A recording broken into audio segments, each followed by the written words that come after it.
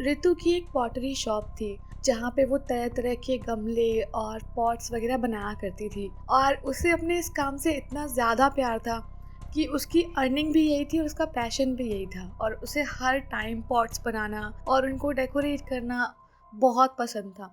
और इसीलिए उसने अपनी नई शॉप खोली थी। और बहुत अच्छी शॉप चल रही थी वो, वहाँ पे कोई प्रॉब्लम नहीं थी। उसकी अर्निंग काफ़ी अच्छी हुई थी, जितना उसने एक्सपेक्ट किया था उससे कहीं ज़्यादा। और ऋतु की फैमिली जो थी ना, उसका काफ़ी ट्रेजिक सीन था, क्योंकि उसके जो पेरेंट्स थे ना, वो एक कार एक्सीडेंट में मारे गए थे और बचा था उसका भाई और ऋतु। तो दोनों बहुत टाइम तक स्ट्रगल करते रहे चीज़ों के लिए, लेकिन अब उनकी लाइफ एक स्टेबल पॉइंट पे आके रुक गई थी। और ऋतु और उसका भाई दोनों मिलकर वो शॉप चलाया करते थे। और उसकी जो पॉट्स वगैरह थे ना, वो इतने यूनिक हुआ करते थे कि वो एरिया में और बाहर से लोग खरीदने आते थे, बहुत फेमस। अब इसी बीच में एक बारी उसकी जो पॉटरी शॉप थी, वहाँ पर बाहर आकर एक कार रुकी और कार से बहुत हैंडसम लड़का निकला, बहुत हैंडसम। जैसे ही वो कार से बाहर निकला और अंदर जाकर उसके पॉट्स देखने लग गया, डिफरेंट डिफरेंट डिज़ाइन के। और उसको ये क्रिएटिविटी ऋतु की बहुत पसंद आई। और जब वो काउंटर पे गया तो ऋतु से पूछने लग गया कि उसको ये सब आइडियाज़ कैसे आते हैं और वो कब से ये सब काम कर रही है। उसे उसके काम में बहुत इंटरेस्ट आया और ऋतु भी उससे बात करने लगी। तो ऋतु को भी वो लड़का काफ़ी ज़्यादा अच्छा लगा। पहली ही मुलाकात में बहुत अच्छा लड़का, उसका बिहेवियर बहुत अच्छा। और अच्छी बात ये थी ऋतु के लिए, मतलब बातचीत में कॉमन, कि उस लड़के को भी पॉटरी का बहुत शौक था। इसीलिए वो डिफरेंट डिफरेंट पॉट्स ऐसे कलेक्ट करके रखता था अपने पास हमेशा। और उसने ऋतु की इस क्रिएटिविटी को बहुत अप्रिशिएट किया। और उसी अप्रिसिएशन में धीरे धीरे इनकी बातचीत शुरू हुई। बातचीत शुरू होते होते फिर ये डेट पे जाने लग गए। और जब ये डेट पे जाते थे तो इनके आपस में बहुत बहुत अच्छी अंडरस्टैंडिंग थी। ऐसा लगा था जैसे कि वो लड़का ऋतु को कब से जानता होगा और इनकी बहुत सारी हॉबीज मैच करती, बहुत सारी चीज़ें इनकी सेम होती। तो सब कुछ बहुत अच्छा चल रहा था। लेकिन बात ये थी कि वो लड़का जब ऋतु को मिला था ना, ठीक उसी रात से ऋतु को उस लड़के के काफ़ी भयंकर भयंकर सपने आया करते थे। और वो सपने में पता नहीं क्या क्या देखती थी, कि वो लड़का ऋतु को मार रहा है, उसके भाई को मार रहा है, उसकी पूरी फैमिली को उसने ख़त्म किया, ये सब देखती थी। और ऋतु बार बार नींद से उठ जाया करती थी। अब एक रात ऐसा ही हुआ, ऋतु सोई एकदम आराम से अपने रूम में। और ऋतु ने उस रात बहुत भयंकर चीज़ें देखी। उसने देखा सपने में जो लड़का अजय, जो ऋतु की शॉप पे आया था, वो ऋतु को सपने में ऐसे बहुत बुरी मौत मार रहा है। बहुत ऐसे चाकू वाकू लगा रखा है उसके पेट पे और वो बस तड़प रही है और बहुत चिल्ला रहा है वो। मतलब बहुत ही ज़्यादा जानवर तरीके से देखा उसने, ऋतु ने, सपने में अजय को। और ऋतु को ये चीज़ बहुत अजीब लगती थी कि उसके लिए उसके थॉट्स नेगेटिव नहीं है, तो वो इतना नेगेटिव सपना क्यों देखती है। जैसे ही वो जगी सपने से, पानी वानी पीने के लिए उठी और इधर उधर थोड़ा टहलने लग गई घर के बाहर। और बाहर जब वो टहल रही थी तो उसने अपने घर के जो गार्डन होता है ना, उसकी वॉल के कॉर्नर पे कोई साया सा देखा खड़ा, जो शायद ऋतु का इंतजार कर रहा था उठने का, या पता नहीं। लेकिन जैसे ऋतु ने उस साये को देखा ना, वो साया ऋतु के साइड आगे बढ़ने लग गया। और ऋतु बस पूछने लग गई दूर से, कौन है वहाँ पर, कोई है वहाँ, कौन है। ऐसे पूछते पूछते वो भी 2-4 कदम बढ़ने लग गई। उसे लगा कोई ऐसे हो सकता है रात में घर के आसपास चक्कर मार रहा हो, चोरू चक्का टाइप का। तो वो थोड़ा सा आगे बढ़ने लगी। जैसे ही आगे बढ़ी ना ऋतु, देखती क्या है कि वो एक लड़का है जिसकी शायद अब मौत हो चुकी है, क्योंकि उसका चेहरा पूरा मिट्टी में सना हुआ सा लग रहा था, जैसे किसी ने उसको गिरा के मार दिया हो। उसकी आंखें एकदम सफेद सफेद पुतलियां, उसका चेहरा बहुत ही ज्यादा भयंकर, बालों में ऐसे पूरी मिट्टी लगी हुई, बहुत बहुत भयंकर था वो। उसके कपड़े जो थे ना, उन पे भी पूरी मिट्टी लगी हुई थी, बहुत बुरा एकदम उसका वो देखने में लगा था और बहुत डरावना। लेकिन ऋतु उसको देख के भागी नहीं, वहीं पे खड़ी रही, क्योंकि डर भी गई थी और उसके पास अभी कोई ऑप्शन नहीं था, क्योंकि वो ऋतु के पीछे ही आ रहा था। अब ऋतु उसे डर के मारे पूछने लग गई कि क्या चाहते हो तुम, क्या चाहते हो मुझसे, और मैंने तुम्हारा क्या बिगाड़ा है। तो जो लड़के की आत्मा थी वो ऋतु से कहने लग गई, दूर रहो अजय से। तुम्हें मैं बस एक बार बताने आया हूँ, बार बार बता नहीं पाऊंगा, लेकिन तुम्हें उससे दूर रहना होगा। और मुझे पता है कि वो तुम्हें क्यों फंसा रहा है, लेकिन अब तुम उससे बात करना बंद कर दो। और जैसे ही उस आत्मा ने ये सब बोला, वो वहाँ से गायब हो गई। उसके बाद ऋतु बहुत भौचक्की हो गई कि भाई हुआ क्या, एकदम से ये आया, आके चला गया, और मतलब किससे दूर रहने को, अजय से दूर रहना है, क्यों रहना है। बहुत सारे क्वेश्चन ऋतु के मन में आने लग गए और उसको कुछ समझ नहीं आया। अब नेक्स्ट डे वो अजय से फिर मिलने वाली थी और इस बार बहुत गुमसुम थी वो, और अजय से कुछ ठीक से बात नहीं कर पा रही थी। तो अजय ने ऋतु से पूछा कि क्या बात है, आज बहुत गुमसुम लग रही है वो।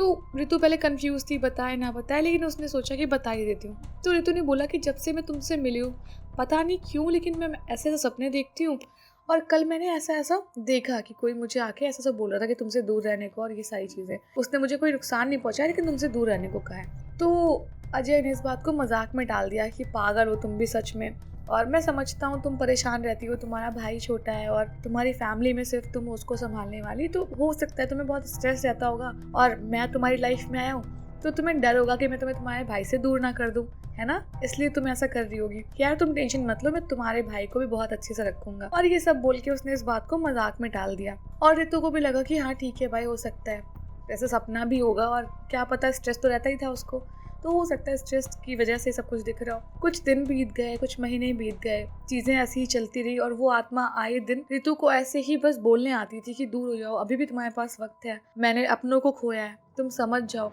और ये इंस्टेंस उसके साथ एक बार नहीं बहुत बार ही हुआ, उस आत्मा का एनकाउंटर, लेकिन रितु को लगता रहा कि वो बहुत ज्यादा परेशान रहती है।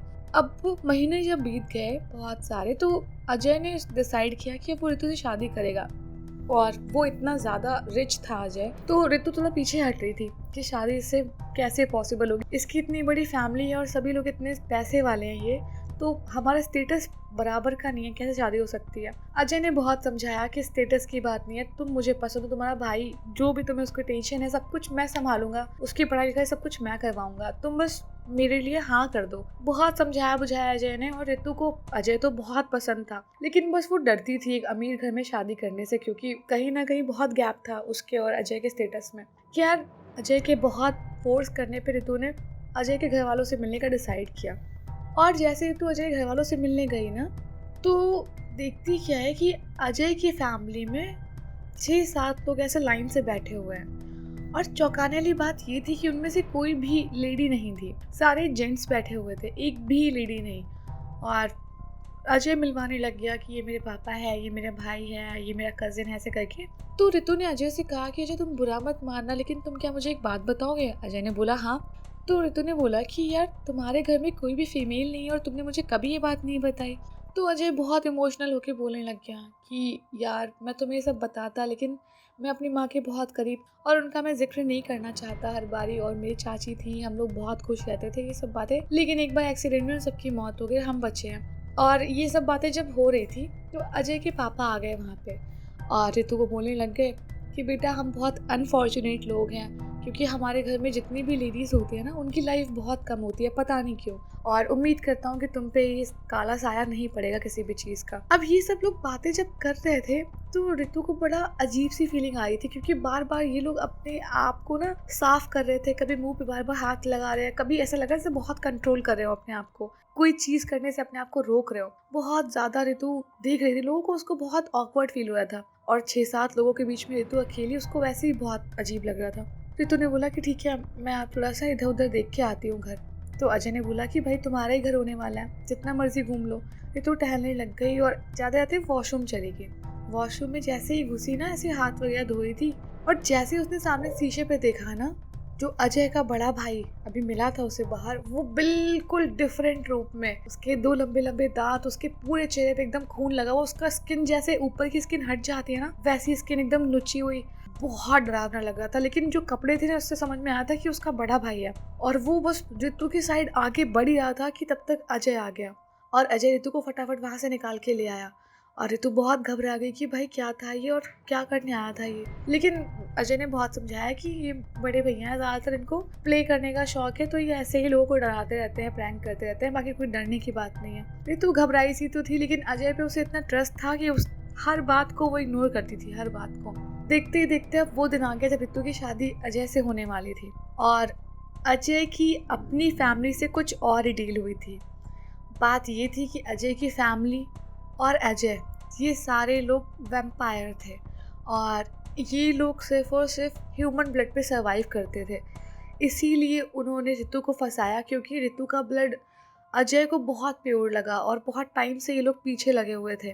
वो लड़की बहुत सुंदर थी, उसका भाई था, और ये दोनों अकेले थे लड़का, तो एक के साथ दूसरा शिकार इनको फ्री मिल रहा था, और इन्होंने इस सब पे बहुत प्लानिंग करके रितु को फंसाया। और जिस टाइम शादी थी उसके 2-3 रात पहले अजय ने अपनी फैमिली को ये वादा किया कि जैसे ही रितु से शादी कर लेगा, वो पूरी फैमिली ऋतु के ऊपर फीड कर सकती है, उसका खून जितना चाहे वो पी सकते हैं और फिर से वो जवान हो जाएंगे, क्योंकि वो टाइम टाइम पे अपनी शक्तियाँ, और जो होता है ना बुढ़ापा उनका आने लगता है, वो अपनी शक्तियाँ खोने लगते हैं, तो उनको ब्लड की रिक्वायरमेंट होती है। तो यहाँ पे भी फिर ऋतु इस बार उसका जरिया बनी कि ये वापस से जवान हो जाए।